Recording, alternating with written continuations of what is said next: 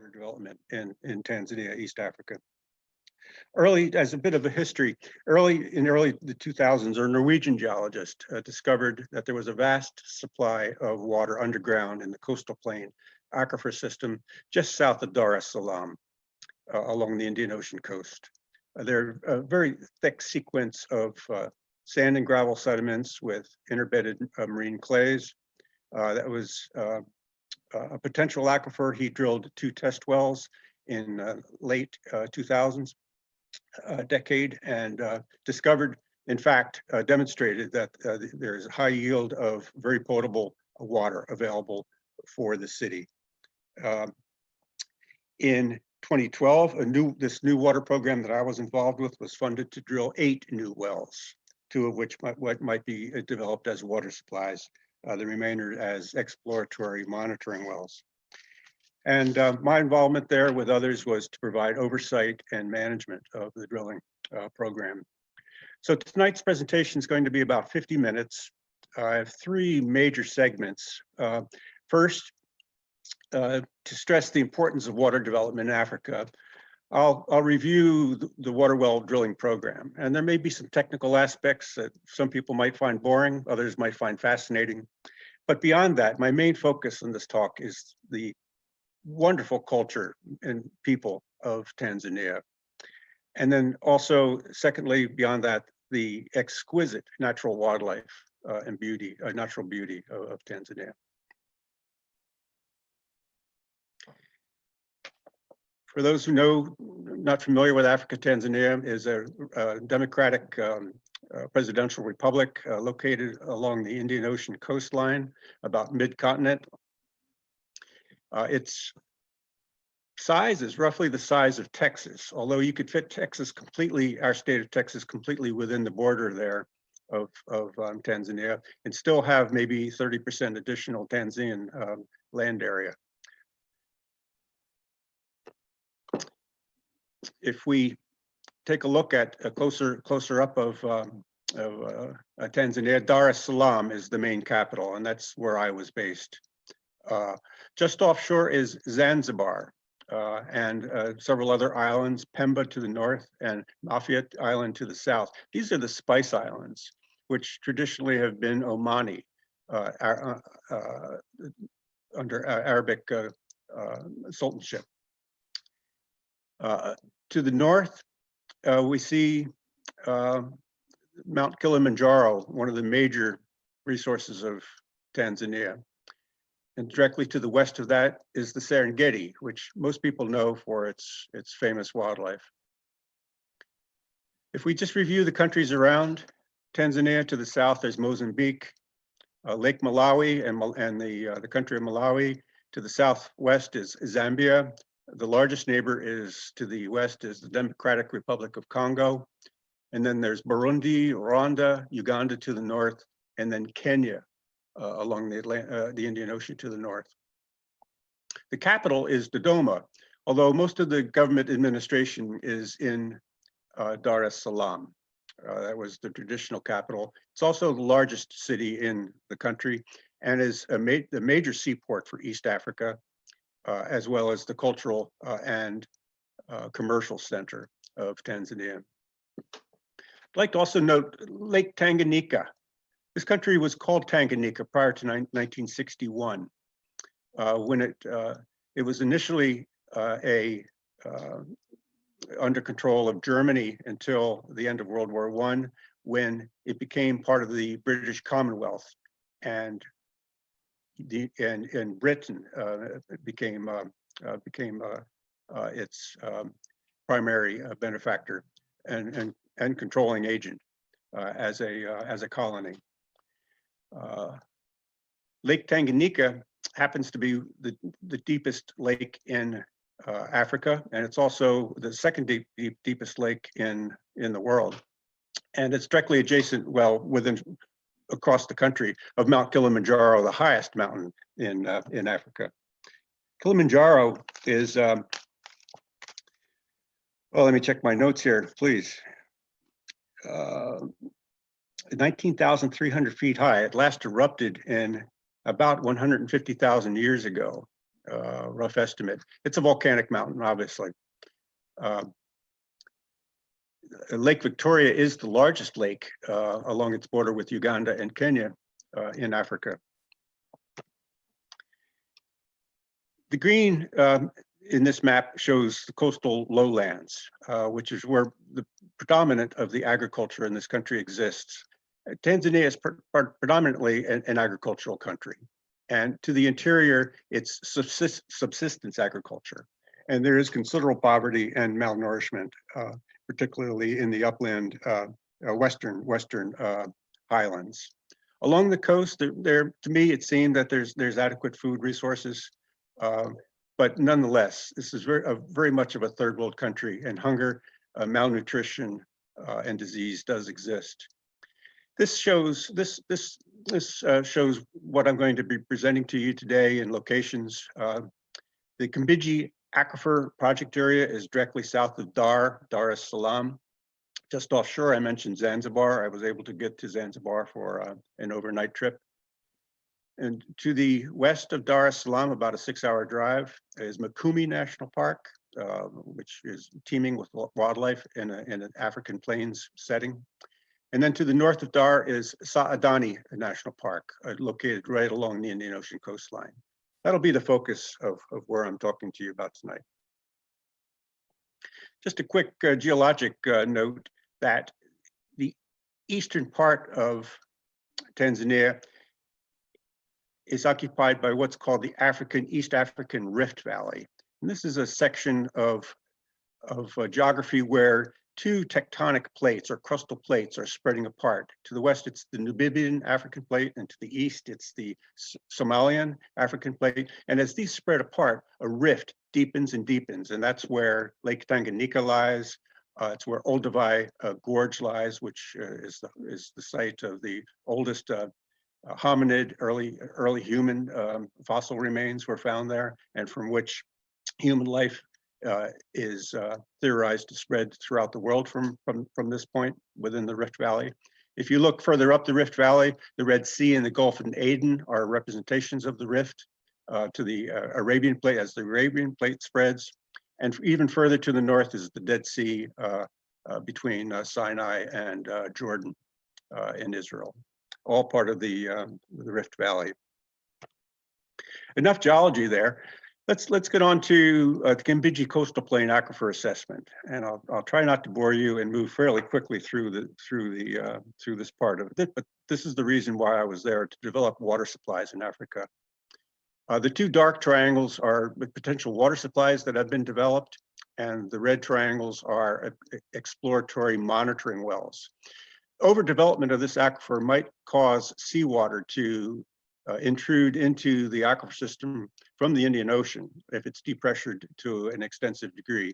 So monitoring wells and ultimately a mass balance model of this area will be the result of the work. I also like to note two little smaller symbols, circular symbols, PW3 and PW1. These were early wells drilled by the Norwegian explorer in 2007. So this is a deep aquifer well drilling program. We're talking about wells that are 2,000 feet deep, and I'll show you some of the dimensions as we go. Two of these wells, as I mentioned, are going to be designated as drinking water supplies, and Tanzania and the World Bank were the funding partners. This is the coastal plain viewed eastward toward the Indian Ocean. It's a very undeveloped region, scant, widely distributed villages, small villages, very poor roads, but quite beautiful. But beneath this coastal plain lies the extensive Kimbiji Aquifer. This is the Norwegian driller with his crew installing a well screen in one of the deep wells that they drilled to demonstrate the feasibility of continuing to develop this water supply. He was quite an explorer. And there's no shortage of difficulties, as I'll point out. But note the grout that they're using here. It's Simba. Simba, of course, is Swahili for the Swahili language for lion. And you can see a picture of the lion on that bag of grout that they're opening, using to seal the wellbore. Well, we certainly had our problems at the with the 2013-2014 drilling program. This was one of the early sites, drilling sites, and these are the supposed sanitary facilities with shower, toilet, and wash basin. Well, it fairly immediately failed due to the tight nature of the clays there. Perk test obviously wasn't done. And it's just a mess. But this was somewhat typical of the problems we had to deal with. The Turkish drilling contractor just had problem after problem that ultimately resulted in $2 million cost overrun on a $5 million project, and time overruns that were 3.5 years, which was originally supposed to be a 1.5 year drilling program. This is early setup. That's a 18-inch. They're installing an 18-inch casing. That's a 24-inch drill bit. This is what's called the well house casing. It typically goes down about 150 feet. They were poorly set up, and just managing to get started was quite an effort in terms of the inertia and problems. Here they are installing the 18-inch casing down length by length. The very first well that was drilled there. And the welder connecting joints and the 20-foot pipe sections. Early on, the drillers just dug pits. These are mud rotary wells. So as they drill in the soft sediments, they have to coat the borehole with a mud mixture, which keeps the borehole from collapsing with the ambient pressures. And the way they did this was to mix mud in just excavated pits. And they had mud and pits all over the place. Some of these pits are 6, 8, 10 feet deep and filled with soupy quicksand mud. What a mess. Eventually they brought in mud tanks, self-contained mud tanks that they could circulate the mud down the borehole, bring the sand cuttings up as they drill. They got a drilling platform set up with all the drill pipe, so they weren't working in the mud. You can see the mud tanks are being set up there with mud pumps and the mud hoses. These are shakers to separate the drill cuttings from the mud. The mud was recirculated then. The cuttings tell us the type of geology that we're drilling through. And that, along with some other sensing, allows for an optimum design of the water well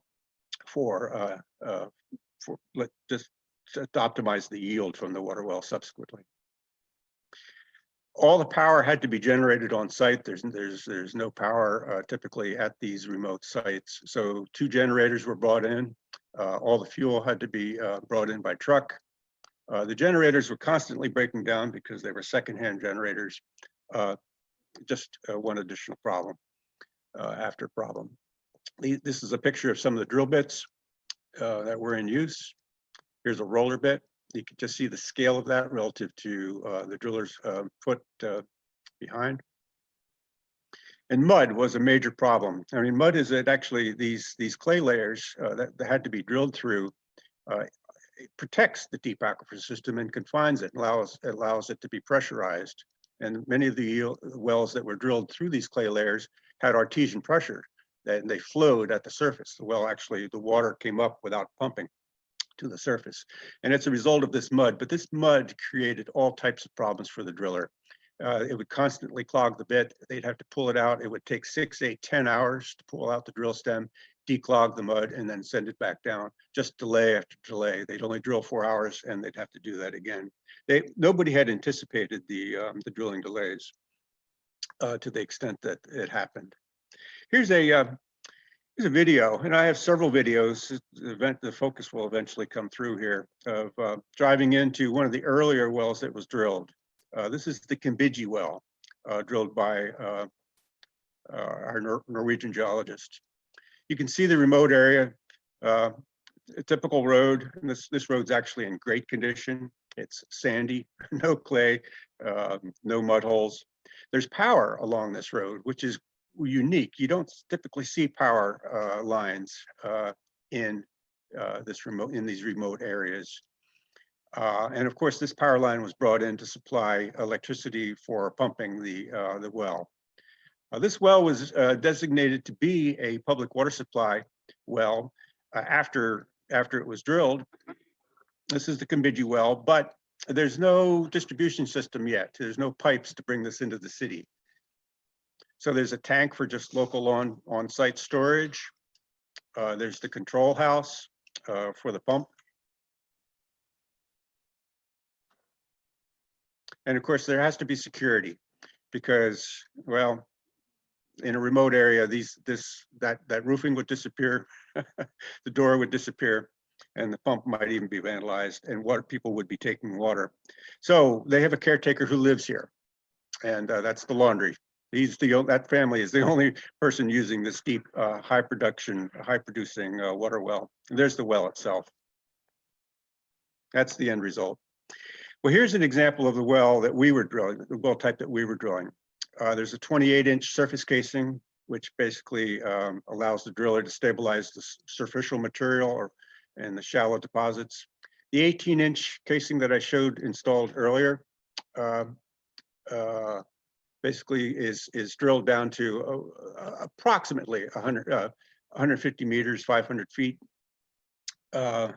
And then from there on down, it's a 10-inch open mud hole, and sometimes it was a 15, depending on whether it was production or monitoring well. That's the open borehole down to about 2,000 feet deep. So these are large wells, much larger than any household well that you're typically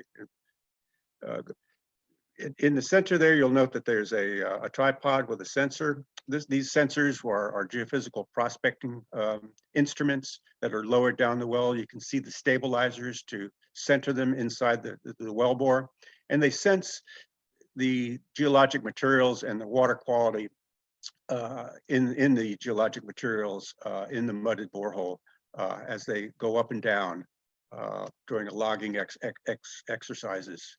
That was a Turkish logging company that was brought in. There's a German driller with the white hat there watching, and the Turkish drill company doing the work. Preparing this borehole tool. This is a caliper tool to evaluate the diameter of the borehole. And all of these logs, along with the samples that I mentioned earlier from the shakers, are put together in a borehole log, which allows the well to be designed with a screen inserted at optimum sandy, high yielding spots, sand and gravel, to avoid the clay zones. These are the screens that allow water into the well, stainless steel imported from Germany. And they're sand packed with gravel. The gravel is basically 2 men with a shovel and 2 screens with different screen sizes that did a lot of shaking and then bagged it.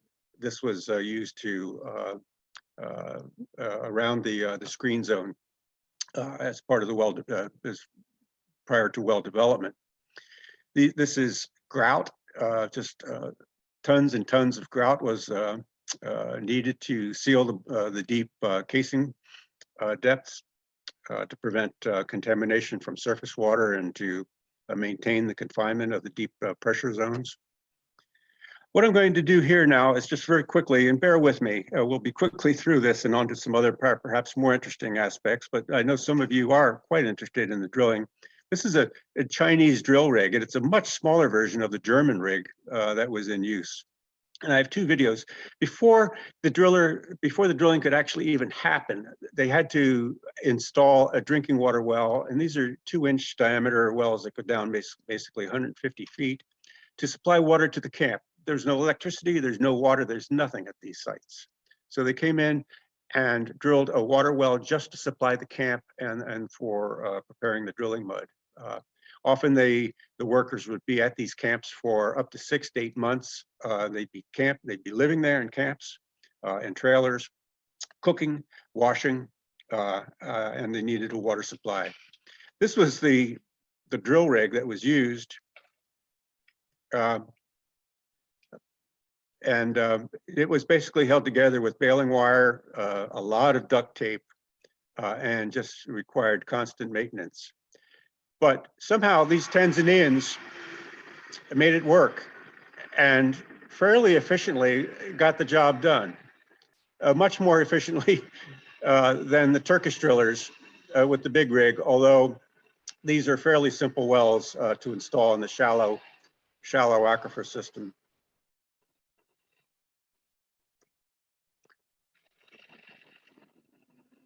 There they are installing a new drill pipe. They basically advance the drill stems down through a very fine white sand, a pure white sand that delivered beautiful water for camp needs.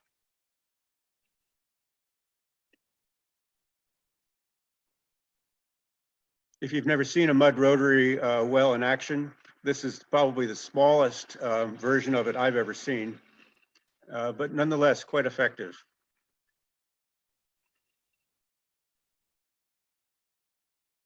These are all Tanzanian laborers. I'd like to talk about the laborers at the major drill program. Once the large drill rig was brought in, they would work 24 hours a day, 2 shifts, 12 hours, 2 separate teams of Tanzanian laborers. And the Turkish drill company had several engineers on site, a manager, a camp manager, in addition to a driller, a lead driller, and an assistant driller. At first, it was a German doing the drilling, and subsequently it became a Romanian, 2 Romanians who completed the drilling. He's basically getting ready to drill. They're going to turn the mud pump on here. He's just waiting for the driller to give him a signal. There it is. They turn the mud pump on, and they're getting ready to drill again after adding a new section of 10-foot drill pipe. So the mud circulates down the drill stem. There's a bit, cuts into the sand and advances. And the cut sand is brought up in the flowing mud and exits the borehole around the drill pipe.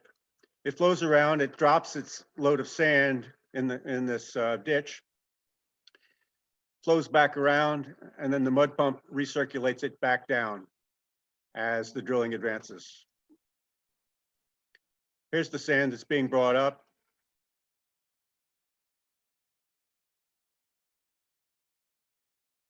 And in short order, this is going to be producing clean water. So once that well is drilled, this happened to be in an area where there was a neighboring village, and the villagers were just watching in anticipation and talking with the Tanzanian drillers. And as soon as that well was turned on to develop and flush the water out of it, and it began to run clear, the villagers showed up with every bucket and water container they had. And if you could look at the smiles on their face, typically they're going to be hauling water either on bicycle or in push carts or on their head or carrying it, sometimes over miles and miles every day. They do not have water supplies in these villages. They were just absolutely thrilled to see water in their own backyard, however short of a duration it might be available to them. Here's an example of a public meeting with the Tanzanian officials at the drill site. That's the Turkish drilling manager explaining what's going on to the Tanzanian officials. My colleague is behind him in the CDM Smith hat. We tag teamed with each other. These meetings to discuss progress and the problems and the cost overruns would happen, maybe once every 6 months or at each new drill site as it was advanced. The press was invited. I mean, these are big affairs. The president of the republic visited one of the sites, proclaiming he was bringing water to the nearby villages in the city. These articles would be available in the newspapers subsequently. These are officials from the Tanzanian Department of Health. This is a geologist who worked for our company, and a Tanzanian, a very, very capable geologist, fluent in 5 different languages, who lived on site. He and his partner, a second colleague, would be on site 24 hours a day, submitting reports once or twice a day on progress and problems. These are the two Tanzanian geologists who monitored field site activities. I would occasionally drive out. It would be a full day of driving to get to these sites. I would typically visit once a week, possibly twice a week if there were problems. But I was largely stuck in the office with meetings and filing reports and doing budget analysis. This is my colleague. We tag teamed with each other over 2013, 2014. We had a Tanzanian driver, very competent driver. I drove subsequently after I learned the ropes. It's driving on the left, British style. The driver's seat is on the right as you get into the vehicle. And it was quite a challenge. There's no doubt about that. Well, thank you for bearing through the reason I was there. And the water development in Tanzania is of a critical need. But I worked basically 14 to 16 hours a day, 7 days a week while I was there. But I managed during the time that I was there to take 2 weekends off, an overnight trip to Mikumi National Park, and then subsequently to Saadani National Park.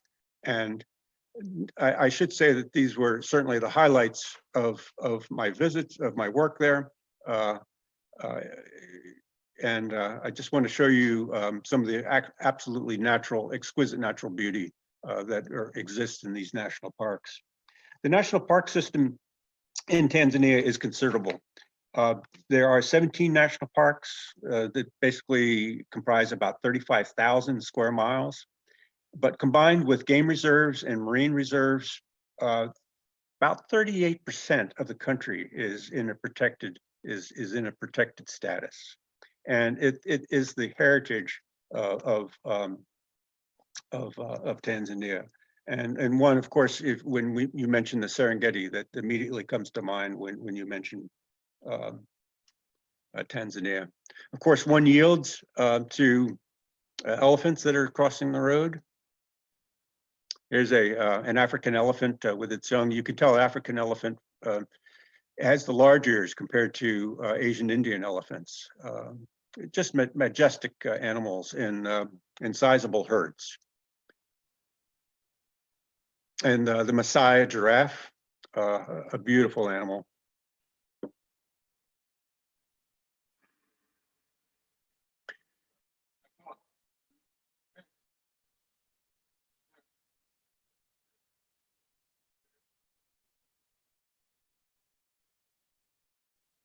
So there's no fences in this park. You drive in, there's immediate signs that beware wildlife may be on the roads.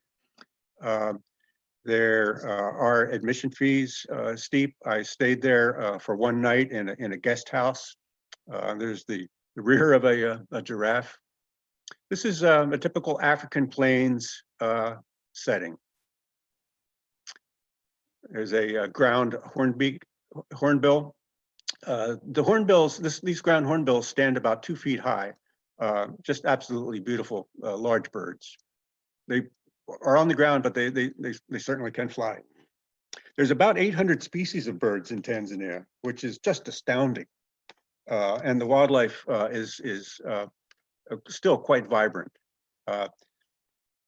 This here is a long-tailed fiscal. I found I'm a bird watcher, an amateur bird watcher, and bird watching was absolutely amazing. And I saw over 80 new bird species while I was there. And I hired a guide who helped me, who just had a local man who had astounding eyes and saw things that I never would have seen and pointed them out to me. This is a yellow-billed stork. These are spurfowl. A red-necked spurfowl, sometimes called Franconia, running around in the grass. This is a baobab tree. People call them upside-down trees. It looks like they say that God took these trees, yanked them out of the ground, and jammed them back in upside down, and you're seeing the roots and the trunk. They're huge if you compare it to the size of my vehicle there. I should note that this park is about a 6-hour drive, a very difficult drive from Dar es Salaam. And I only saw during the weekend I was there only two other parties. It's a very it's so remote that it's off the tourist track, which for me was a wonderful experience. These baobab trees offer shelter, caches. This is the guest house I stayed. It was advertised to have running water. It did not. The cistern was dry, but nonetheless, I pretty much am self-sufficient when I travel. Note that there's a cage all around the house. After dark, well, there are lions that come out, and you're the one that's encaged. This is the hippo pool. The hippos live together with crocodiles. They live symbiotically, and you could look into how that happens. The crocodiles, of course, live in fear of the hippos. The hippo is can be potentially a vicious animal, and the crocodiles do keep their distance, but they live in the same pool. This is hundreds and hundreds of gazelles just grazing peacefully. And this is the predator, of course, lives on other wildlife. These lions lay in the grass and you can't see them.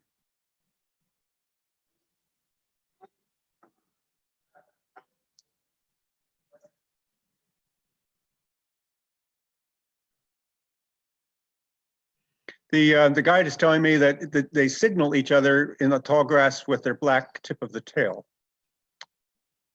And that's how they communicate while they're hunting.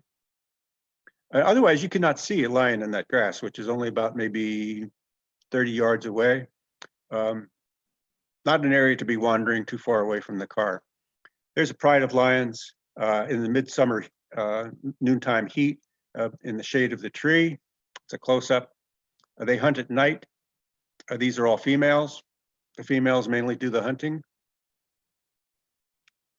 And here they are, very contented after obviously a nice hunt, a good hunt to the previous night in a damp, cool dry riverbed. This is my guide, Cha-Cha, who just was just a wonderful person for me to be with for a day and a half in this wildlife refuge. As I mentioned, he had the sharpest eyes I've ever known of anybody. He had never seen a pair of binoculars. He could see things with his eyes that I had to search for with my binocs. He was very familiar with the bird life and knew exactly where to go to find things. It was just wonderful spending some time with Cha-Cha.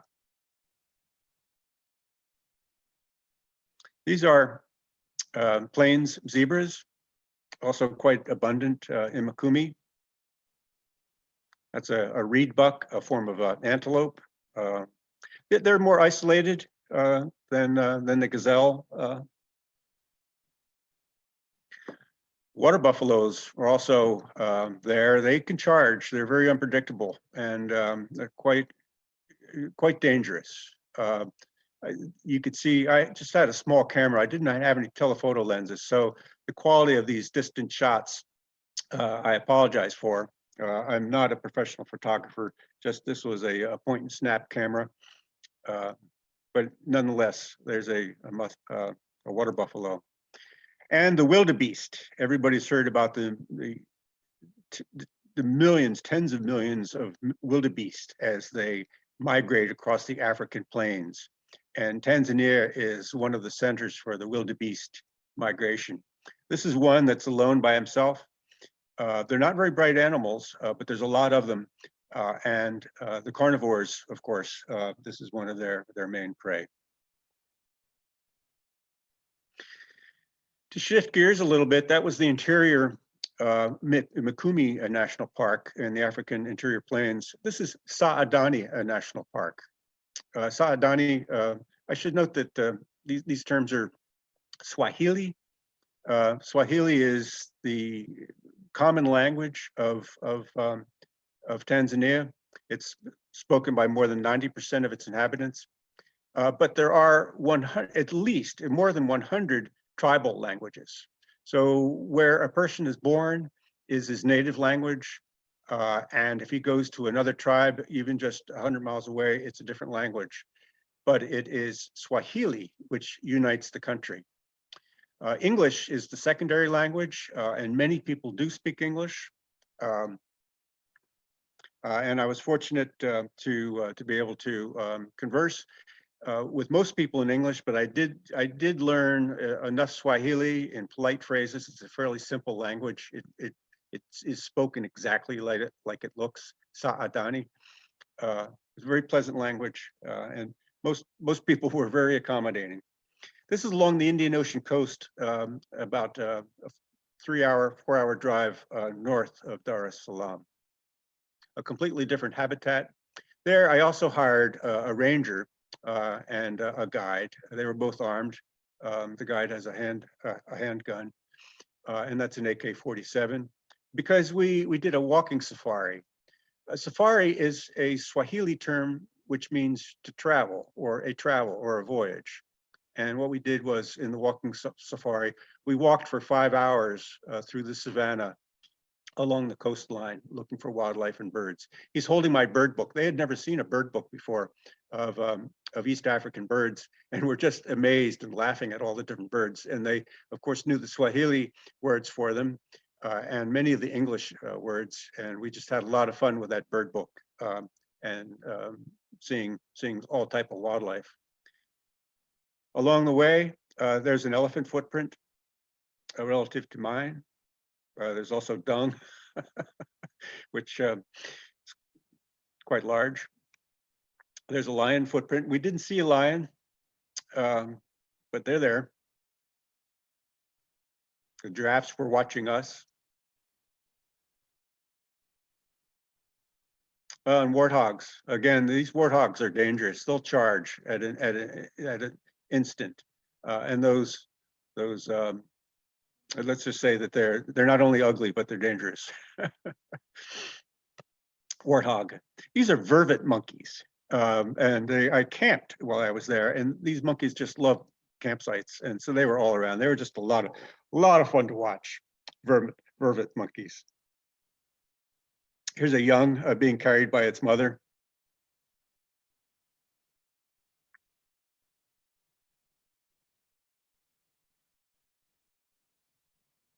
And baboons just roaming all over the place. I saw my first baboons along the roadside driving, and I thought at first it might have been a dog, so I slowed down and I said, no, that's not a dog. They're communal, but they can also be very unpredictable. You want to keep your distance from a group of baboons. Another reed buck. This is, I camped just, it was an established campsite. I was the only person camping there in the dunes, just halfway up this slide. I took a swim in the ocean. Absolutely beautiful, peaceful place, and absolutely deserted. I'm not sure I saw anybody else there. There was one other group who showed up at the picnic ground the next day. I was also very fortunate to be able to take a trip to Zanzibar, which is the island offshore. Zanzibar was originally its own country until 1963. It was under the control of the Sultan of Oman. The Omani Sultanship was responsible for the major building here. In 1964, it merged with what was formerly Tanganyika. The country of Tanganyika achieved its independence from Britain in 1961 and became a republic. And several years later, Zanzibar followed. It got its independence from Oman. And then a year later, Zanzibar and Tanganyika merged into one republic, Tanzania, in the mid-60s. Zanzibar is very much retains its Arabic Sunni Muslim character. Beautiful architecture, quite unique. The capital of Zanzibar is Stone Town. It's just a warren of narrow roads, but along the seafront are these magnificent public buildings. This was the Sultan's home, the House of Wonders. It housed, at the time, the largest open room in Africa. This is a dhow. It's a mahogany boat, fishing boat, very typical. You can see some others out in the water. These mahogany boats require to be brought up onto shore and caulked with a mixture of cotton and coconut oil to seal the cracks, and that has to be periodically done to keep it afloat, and then repainted. But these fishing boats are quite gorgeous. There's one at sail at sunset. I should mention the weather is quite temperate. It's 6 degrees where I was working, was 6 degrees south of the equator. So it's equatorial. The sun rises every morning at 6 a.m. Directly in the east. It's directly overhead at noon and sets in the west at 6 p.m. every day of the year. The temperatures while I was there were typically between 95 and 100 degrees, humid along the coast, but there's almost always a breeze, and I never felt that it was oppressive. And certainly the kids here swimming enjoy the warm water. Here's another, this is the cultural center for Stone Town, a beautiful building. This is the administrative headquarters. Zanzibar has its own administrative government, semi-autonomous from the mainland, but it's all one republic, and they share joint sessions, governmental sessions. Should note the sad aspect of the coastline of Tanzania and the islands offshore is that this is where the slave trade was centered. Slaves were brought in from in the interior part of Africa and held in underground caverns and cages in chains, as you can see by the statuary here. And the young African girl there is paying tribute to her ancestors who were enslaved. And this is a monument in Stone Town to the unfortunate slave trade that was centered here. This is the church. It's an Anglican church. I attended service there on Sunday. There were very few people, maybe a dozen, half black, half white. It was held in the chapel rather than the sanctuary. The sanctuary was quite large, but there's not much of an Anglican congregation there at this point. It's primarily an Arabic, Sunni Arabic community. There's also a Catholic church that I briefly stepped into after I was completed service here. And it was a completely different experience. The Catholic church was absolutely packed, and I can only describe it as a musical dance fest, gospel dance fest, with people clapping their hands and dancing. The floor was shaking. The church was absolutely packed. I could barely get in the door. That was the Catholic church, just a few blocks away. You can also see a minaret in the background of the Anglican church here. And the Mejidin was called 5 times a day, calling the Muslims to prayer. It's a very peaceful coexistence of the Muslims and the Christians. I should note in the country that the Christianity is about 65% of the population, and this is a result of the German and British influence, the early missionaries who brought Christianity here. So 65% of all Tanzanians profess Christianity as their faith, and it's predominantly Catholic, although there are some Lutherans. But along the coastline, predominantly and throughout Zanzibar and the Spice Islands, the religion is Sunni Islam, and the groups live in peace. It's a moderate in both religions, I would say the people practice with moderation and coexistence and mutual respect. This is a remnant of the British mandate, even though it's in Zanzibar. This is the British Men's Club, and it's now a restaurant. And I happened to be there alone. It was a Muslim holiday, and the place was closed, but they very kindly realized that there was no other place to eat, and they served me a sandwich and a beer. But this was formerly a British gentleman's club. This is an Omani fort, a former fort during the Omani Sultanship. This is a mosque that has been converted. It is now called the Center for Peace. It's no longer a practicing mosque, but it's the Center for Peace in Stone Town. The Arabic architecture, I could talk to you all day about it.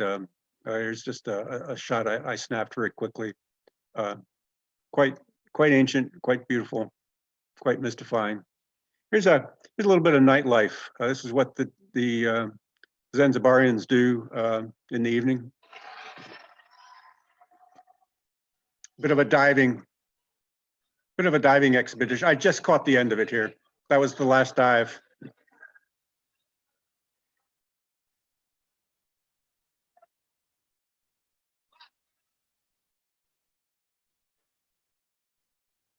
Lots of fun. So I've already really begun to explain to you a bit about the people and culture of Tanzania. Here's a shot of closing shot from Zanzibar.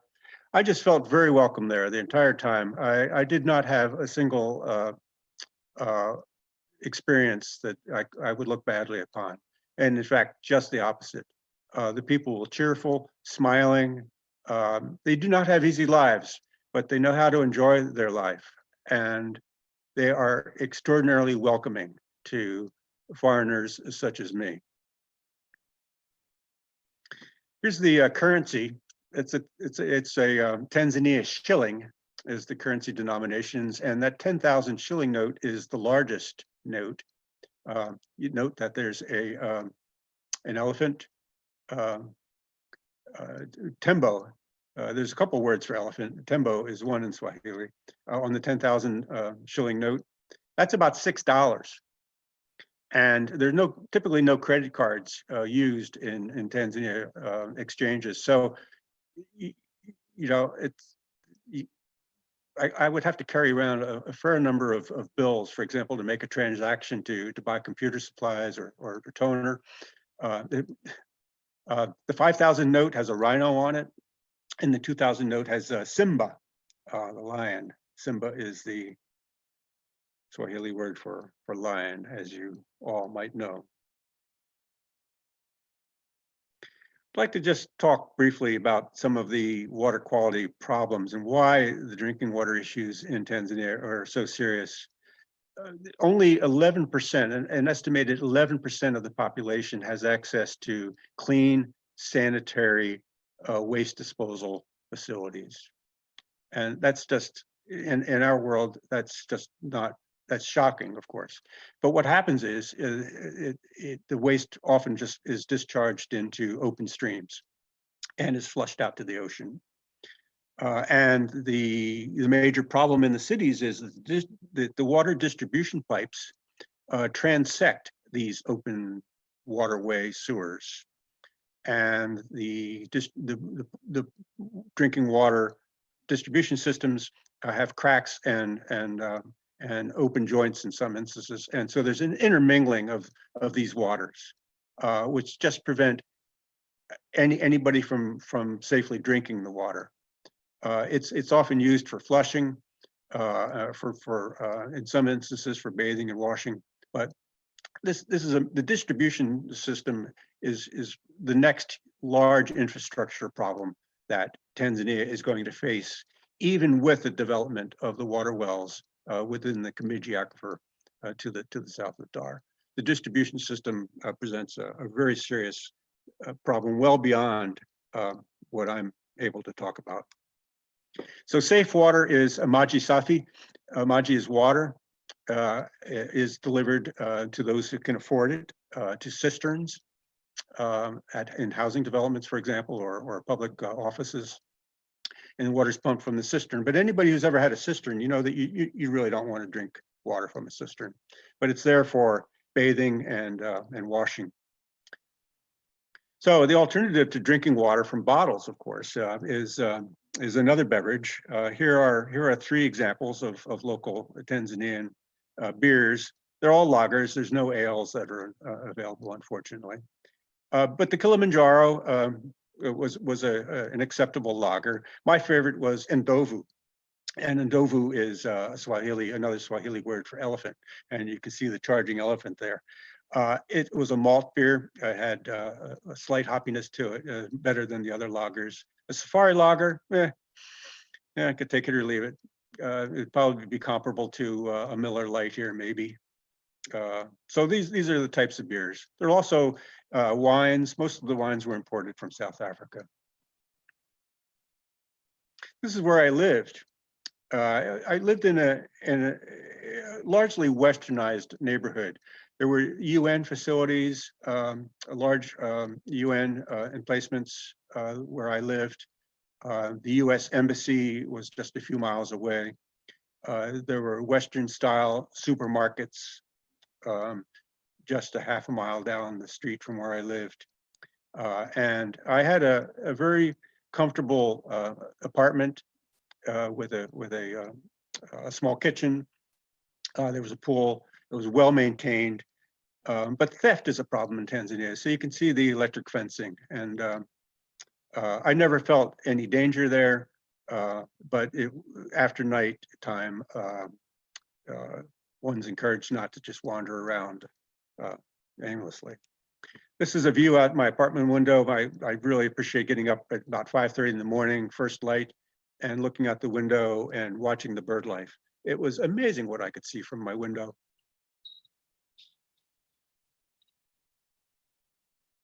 That's a mangrove kingfisher. It kind of chimed the morning like a rooster every morning.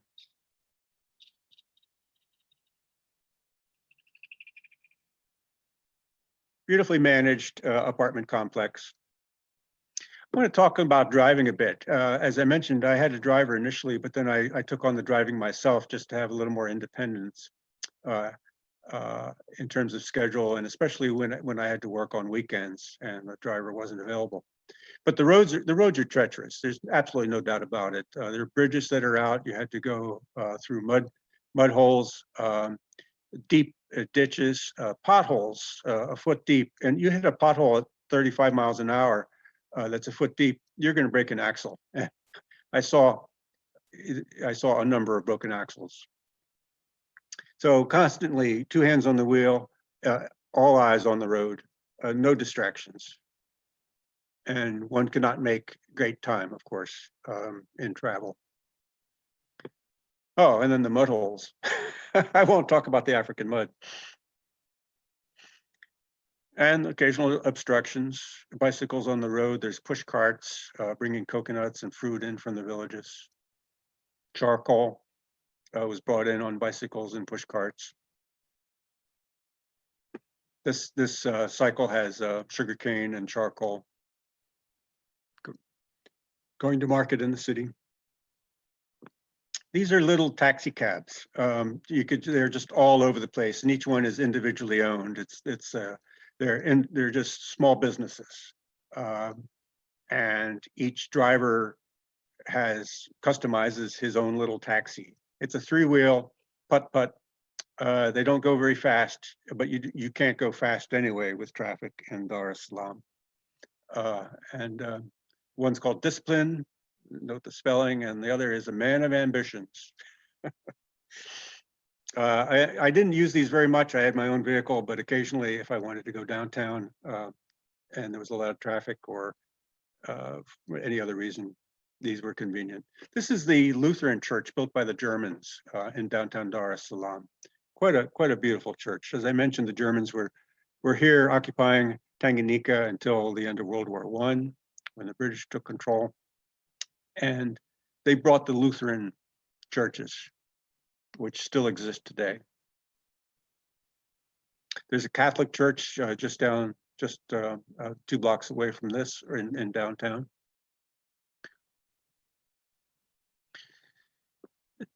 About an hour north of Dar es Salaam is a small little village, and there's a missionary center there, a Catholic missionary center. And this is where Dr. David Livingstone's final resting place was in Africa. He died of malaria in 1873. And I think most people are familiar with Dr. Livingstone, I presume. He was an early missionary, doctor, and explorer, a man without trepidation who went into the deepest of Africa and was the first white man to go to areas.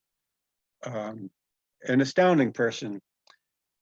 He was a Scotsman, and along the coast, his 2 faithful porters wrapped his body, brought it over a several-week period, hand carried it. It laid in rest here in this chapel at the mission, at the Catholic mission, and ultimately his remains were removed to England, and he is now buried in Westminster Cathedral. Very moving experience visiting the mission. So on to a little bit more about Tanzania. Cinder blocks are made by hand. There's a press in the back. Each block is pressed into a mold. Here they actually have an electric mixer, and they're made in bulk. They're setting out to dry before they're stacked. There's a small little kiln there, wood-fired. But often these cinder blocks are made at each individual house, especially if you're outside the city.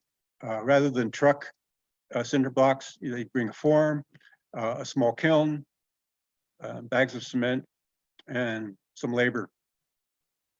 Note the young women in the foreground. They're on their way to market, and the women's dress in Tanzania I just found utterly beautiful in terms of their expression and their colors.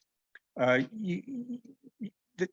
perhaps not the focus of this slide, but nonetheless, they're beautifully dressed.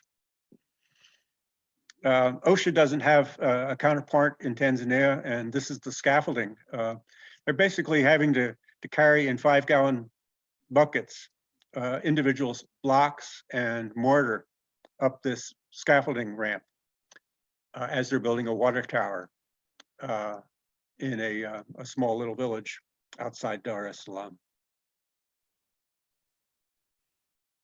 Commerce is busy along city streets. She's selling cooked corn to anybody who wants an ear. Restaurants are open, typically open air. Often they will use propane, but for the most part, it's charcoal. And charcoal fires just produce a lot of smoke in the air. So the air quality in Tanzania, especially around Dar es Salaam and any village, it's one of the first things you notice in the country. The other thing you might notice is the traffic. It is constantly backed up. These people are going to market.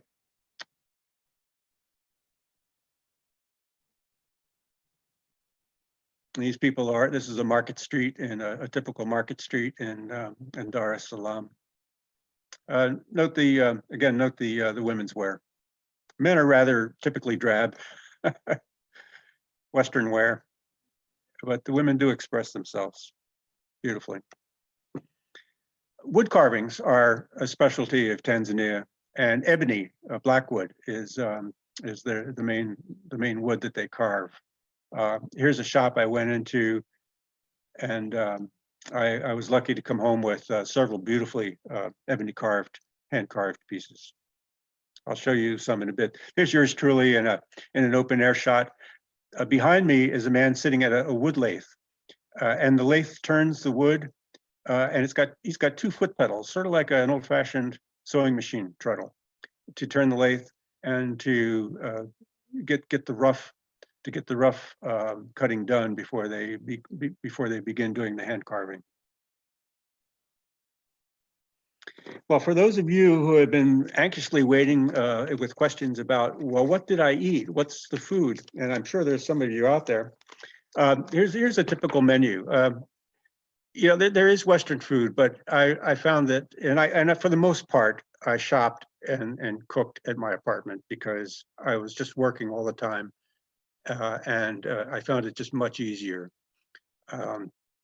Nobody likes to dine out every night, but there are very nice Western restaurants for the tourist trade, and then there are restaurants that are for locals, like this one. So what's the Swahili? Ngombe is beef, mbuzi is goat, samaki is fish, chapati is a flatbread, and ndizi is fried plantains. A little further down, pilau. Pilau is, if I would go out, often what I would have is a pilau. It's a rice dish with a garam masala seasoning from the Spice Islands, very unique to Tanzania. Chips, of course, are French fries. Kuku is chicken. What else do we have there? Ugali is a porridge made of basically a polenta type porridge. Wali is cooked rice. So you can mix and match with these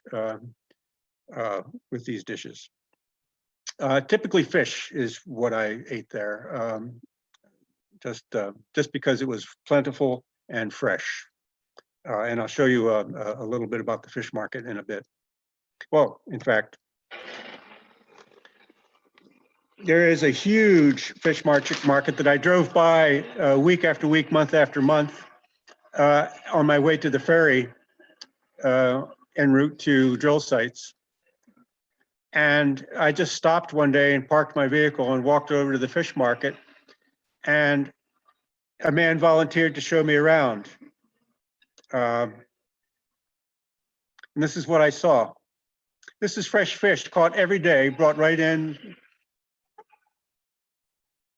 where where within sight of the water. These pavilions are right on the beach, basically. They offload their fresh caught fish every morning. Very little refrigeration. So it's eaten fresh every day.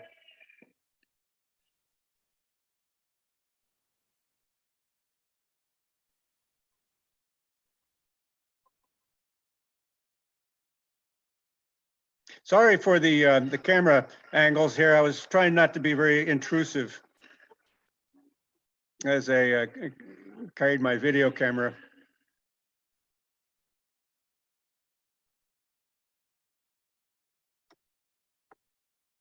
Just a remarkable cross-section of society here. This is a daily life for them.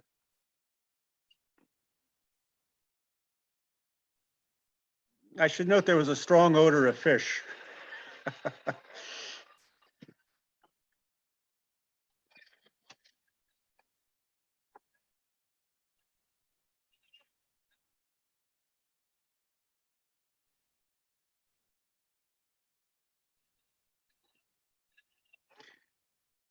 It looks like a grouper.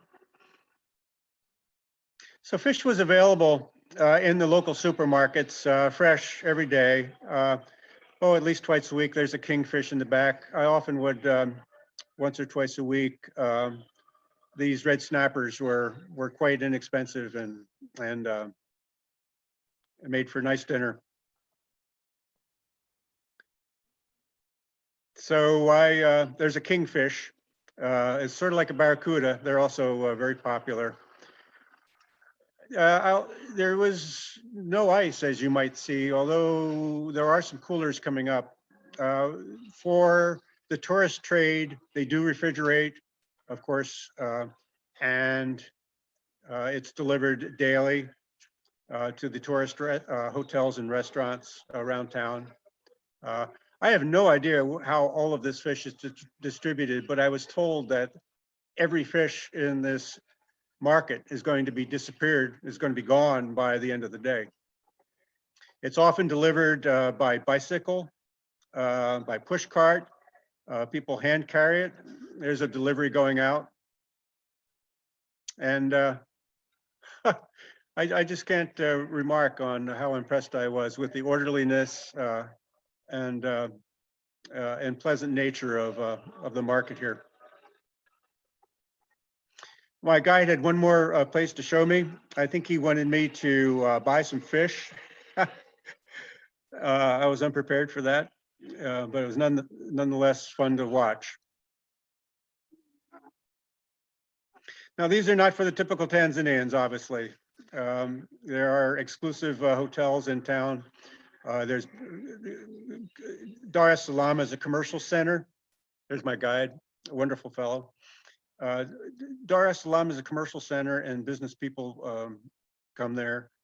Certainly tourists come there on their way to and from the wildlife areas. And there's a trade for the tourists and businessmen. I happened to be driving along the road and encountered this tinker, if that's how I might describe him. And we're winding down here. I appreciate your patience, but this man just pushed his cart in unbearable heat from village to village. We're talking 10, 15, 20 miles between villages to sell cloth, clothing, bags filled with all kinds of ware. Unfortunately, I did not buy anything, but he was very gracious in showing me what he had. So we'll finish up here with just a few slides of Tanzania street life. The ubiquitous 5-gallon buckets on these women's head with children in tow. She's carrying a water bucket, a water container, who knows how far, every day. This was a woman who sold cloth drapes. She lived in their shop. It was just a single room with a mattress and a hot plate with her 3 children. Very gracious.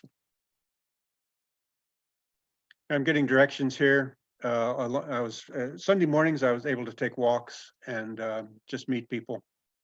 And he's telling me a way to find my way into the center of town from the beach here.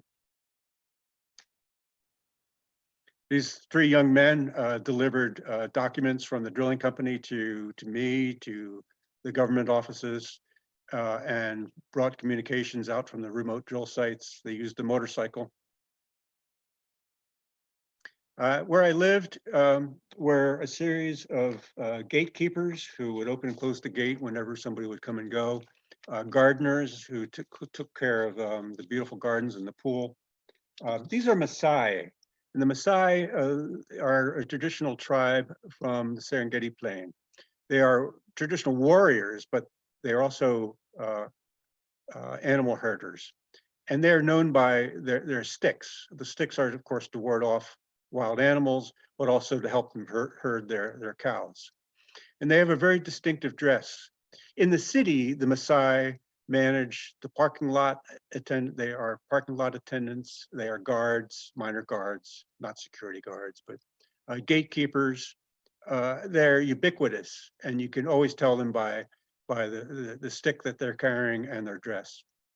That blue, that color blue in combination with the red is very typical Maasai.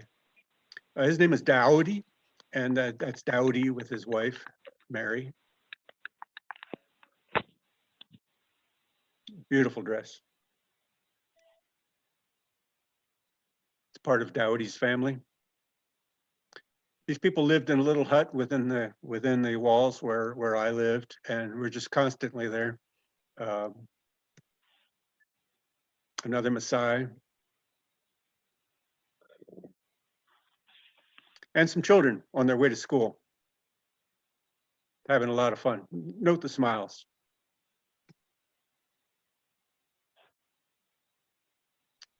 That woman is carrying a baby in a pink cloth.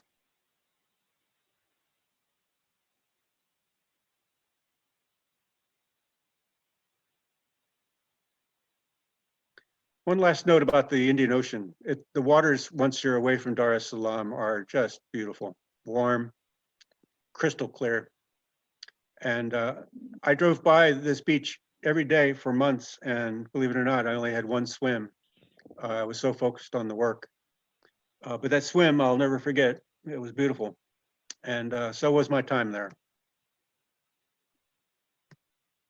So I'll leave you with these words, Asante Sana and Karibu Sana, Swahili for thank you so very much, and you are so very welcome. These are words I heard everywhere that I went, and I'll remember them. So you may have some questions. I know it's gone on a little long, but we'll have Ed open it up. Thank you. All right. Actually, we do have a couple of questions, Dave. The first one is, how did they determine where the well locations for drilling were? Yeah, that's a good question. The potential water supply wells were located inland from the sea to the largest degree possible within the extent of the aquifer system. And then to the east of that, between these potential pumping wells and the sea, were monitor wells, which over time will be tested to see if there's any change in salinity that might indicate that they're overpumping the inland wells. The siting was done by the Tanzanian government. There had to be property. The Tanzania government had to buy the property. Typically, it's about a 4-acre purchase of private property from villages. So that had to be negotiated. There was a typical spacing requirement. The wells had to be spaced somewhat geographically to represent the entire aquifer system in its outcrop area at the surface. So this was done before I came. The well sites had been chosen. The private property agreements had been finalized and purchased. And my job once there, of course, was to supervise and manage the oversight of the drilling program. Okay, and we also had a question of, were the villagers allowed to benefit from the water in the wells, or how did they determine who got the water? First of all, the water coming from these wells is considered non-potable until it's been tested and sealed and to some degree treated with chlorine or some other type of disinfection before it's delivered to a customer. That's potable water, clean, sanitized, and determined safe by the National Health Department. But nonetheless, the source of water for these local villages is often at some distant point. Some villages may be lucky to have their own well. Many of the more remote villages have to have water either trucked in, or they must travel every day by foot, by bicycle, by push cart, or whatever other way they might manage to get the daily need of water supplied to their households. So when a well is drilled in next door, and for the most part, the well drilling sites were in remote areas. So there were no villagers to come and get water. So the one example where I did show you, it was on the edge of a village, and people quickly became aware that water was being pumped. The word got out quickly, and everybody came with bottles and jugs and containers. That was pretty much of a one-day event. Afterwards, the well was sealed off, and the camp had a fence erect around it for security reasons, and water was generally not made available, as far as I know, to villagers. There may have been some exchange with the drilling crew and local villagers, but for the most part, it didn't happen, except for the instance that I showed you. Do you know if they ever made it into production? Yeah, that's a really good question. And I was asking myself that, and I do not know the answer, but I anticipate not, knowing the pace of and the difficulty of infrastructure projects in Tanzania. There was a French consulting company in charge of building the distribution system, and I saw tentative plans, blueprints, and master design in several meetings that I attended jointly with this consulting company. There was another drilling program also going on to expand the public water supply wells. 20 additional wells were to be drilled after the completion of the project that I was involved with, which was primarily exploratory. The next step was to drill additional wells and to build the distribution piping system, the pumping stations, the treatment system to deliver it to the city. That's going to be an ongoing project that probably will not have an end date. And I suspect that at this point, none of the wells may be online. There was a village near one of the public water supply wells where the president of the republic visited. It was about 5 miles away. He had promised to bring water to that village in addition to bringing it to the city, which is about 45 miles away. That village may have water. I'm not sure. I'd like to follow up with that, but I don't have a precise answer to you, other than to say that it's a daunting infrastructure project that the Tanzanians have to overcome. And one last question about your time there and your quality of life, I guess. Did you have refrigeration yourself while you were there? Yeah, I had, the apartment was a very Western and modern apartment. Had a TV. I didn't watch much TV. A comfortable lounge chair, a dining table, a small kitchen, single bedroom shower. Very nice facility. Air conditioned. I'd never turned the air conditioner on. I don't like air conditioning. So I just had the fan on and the window screens open. Malaria mosquitoes are a problem. So, I kept the screens closed. Malaria mosquitoes come out at night. It's one of the major health problems. I should note that, by the way, I was inoculated for cholera and typhus and yellow fever. And I took malaria prophylaxis. Malaria is a very treatable, not to get off the subject, malaria is a very treatable disease, but it's the major killer of children in Tanzania. And it's just unfortunate that there's no access to health care. Because once if it's early recognized that malaria is present, it can be treated with antibiotics, and the cure is typically 100% effective. But nonetheless, it kills more than 12% of the population every year. I didn't have to worry about that. My apartment was in the center, in the center of town. It was just a very comfortable, quiet place to live, and I was able to cook, and basically I used it as my office. I had office space external. It was about a 5-mile drive to the office, and so I often did, especially on weekends, worked at my home apartment. But it was quite a comfortable place to live, and there were many neighbors. There were other technical people working offshore drilling for gas, for example. There were businessmen living there, Westerners like me. So it was quite a pleasant living experience, all in all.